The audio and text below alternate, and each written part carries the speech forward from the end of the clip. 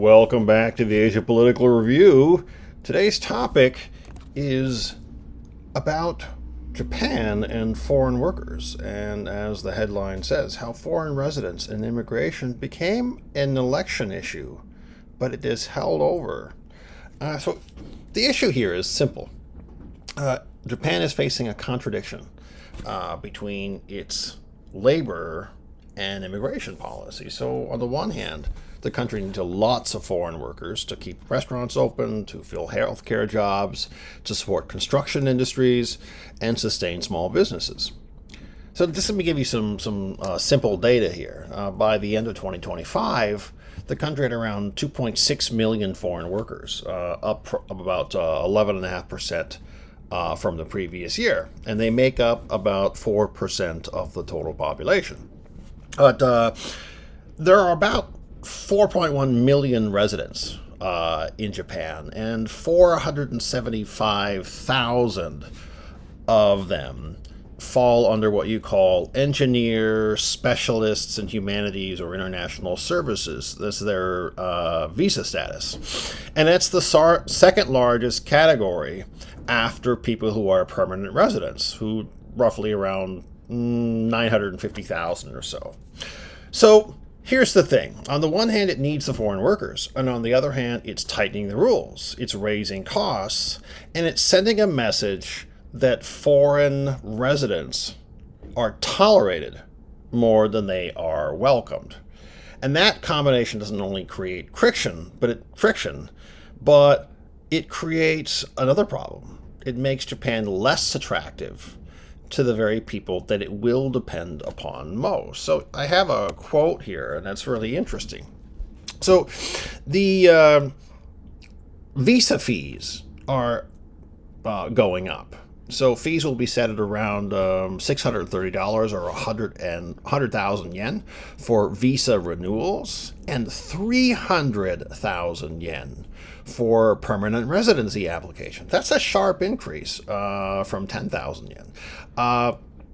The fees are currently 6,000 yen for changing your residence status or extending your period of stay, and around 10,000 yen for permanent residency. So that's a lot of fees, and over time, that adds up. The issue here is it's not minor. This is a socioeconomic problem. And, look, foreign workers and foreign entrepreneurs make choices based on the total costs, the probability, predictability, and the likelihood of simply building a stable life here in Japan. So foreign workers, for example, they make around 225,000 yen per month, which is still well below the national average. But the cost of staying is rising fast. So you add the visa renewal fees, inflation, food costs, status change fees. Those things have all gone up, while simply being a permanent resident here has increased. So that makes it less affordable and more unpredictable. So for many potential workers, that socioeconomic choice enough is to make another country look like a more safer route, a more rational option. But as Japan adds a kind of political layer that emphasizes restriction, scrutiny, and exclusion, the more it undermines its own recruitment effort. As it shows here in the NHK News headline, it wants to spend 5.5 billion yen to attract foreign workers. So it's making itself less appealing. So don't bite the hand that's going to feed you. The contradiction is also visible in the labor market. So, for example, Japan's restaurants are already struggling to hire international staff after visa freezes, and you can see that the country has capped the limit to 50,000 people. These things are interesting, and they're odd because they describe the same problem from both sides. One, businesses need staff, but the system is making it very, very difficult for people to arrive and to stay.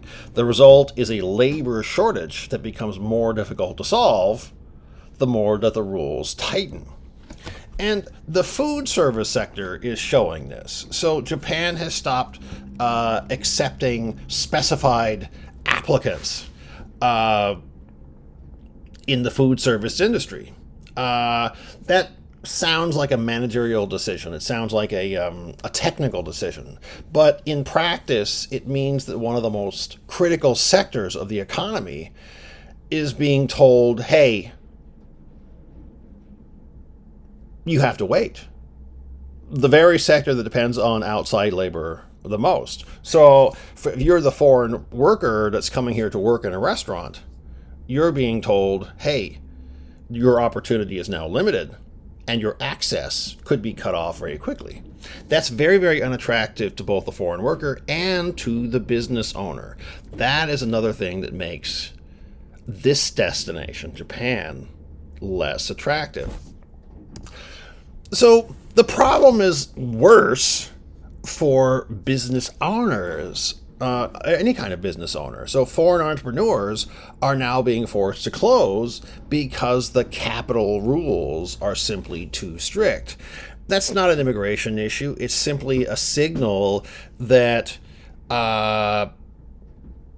that maybe Japan's not willing to accept foreign capital, foreign initiative, and foreign level job creation.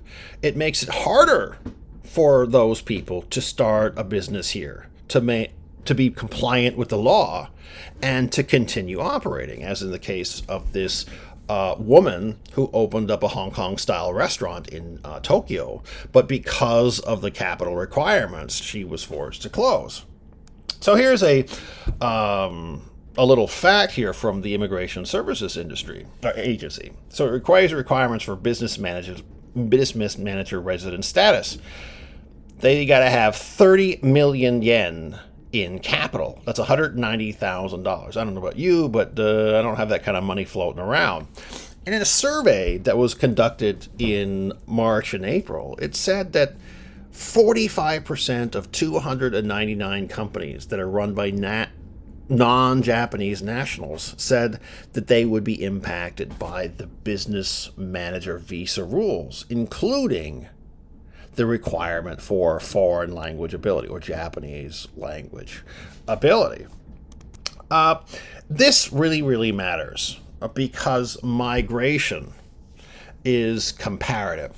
And this is an important point. This is not just a socioeconomic issue, but it's a human issue. People don't choose Japan in isolation. They compare Japan with other countries that may offer clearer pathways, lower fees, longer-term prospects, and perhaps a more favorable political environment. So when you add more costs and uncertainty, you lose part of the competition. And it's not just about whether one person can enter Japan.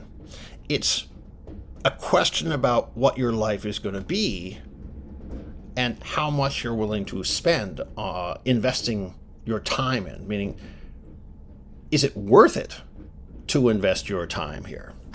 So the human cost is really, really important. And I cite this one case of a Vietnamese woman. And this woman had arrived in Japan with around $11,000 in debt.